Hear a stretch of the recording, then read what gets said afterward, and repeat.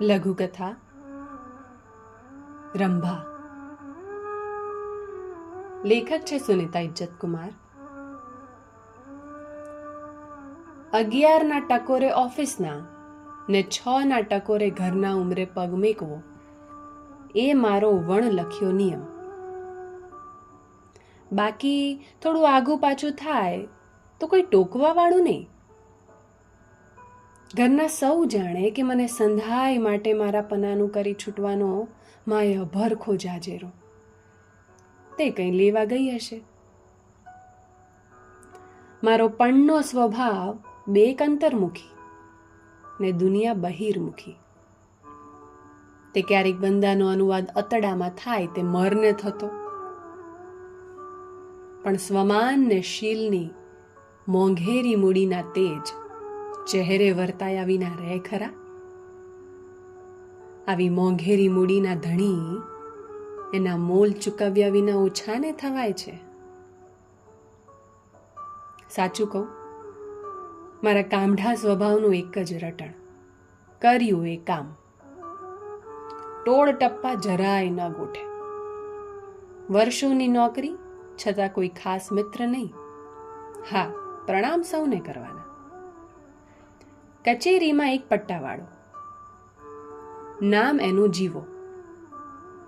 કોણ જાણે પણ મને એની હારે ગોઠતું. મારાથી નાનો ને ભારે બોલકો. હું એને જીવલો કહું, પણ એ મને મોટી બૂન કે. એવુંય માને કે એના દરેક પ્રશ્નનું નિરાકરણ આ બૂન પાસે હોય જ. બોલો, જીવલો કામઢો ને ઘરવલ્લો, પણ સમજણની ધાર એક બુઠ્ઠી. એની સમજણને ધાર કાઢી દો તો એનો ઘોડો જે દોડે. ઓફિસમાં જીવલાના હાથે સૌના ટેબલે ફાઇલો જતી. એટલે તો જીવલો અકડાતો કે અમારો સાબ બુનના ટેબલે જ કામના ગાડા ઠાલવે છે.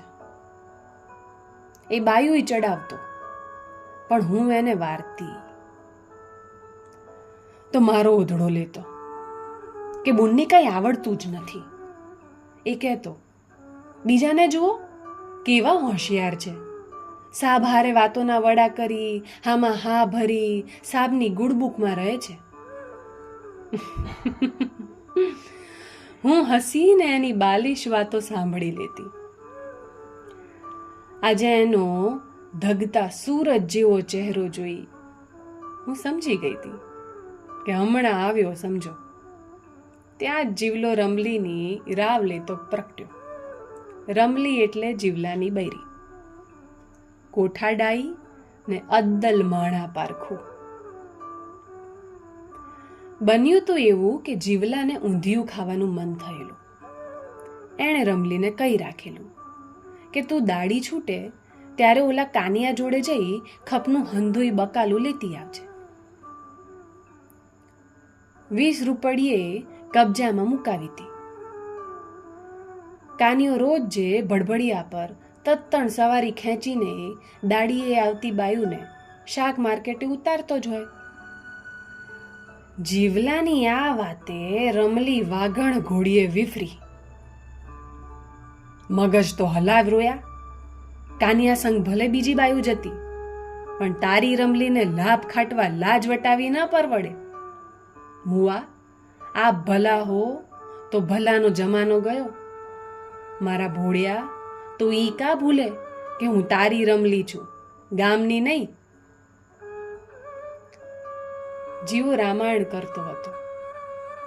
ત્યાં જ સાહેબ ફાઇલો આપવા આવી ચડ્યા. પણ ટેબલે બેસવાની હિંમત તો ન જ જોડી શક્યા.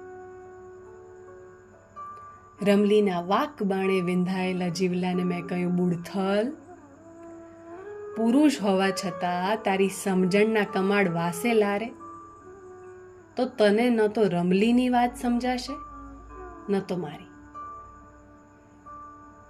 બાકી અમારી જેવ્યુંને ખાંડી ભરીને કામ કરવું પોહાય, પણ પોતાના ધણી સિવાયનું કોઈ રંભા બનાવી જાય એ તો હરગીઝ નહીં. સાંજે હું જ્યારે કામ આટોપીને ઘર ભણી વહેતી થઈ ત્યારે મેં રમલીની પાવનતા પર વારી જતા જીવલાને ઉત્સાહે પોતાના ઘરની દશીએ વળતો દીઠો.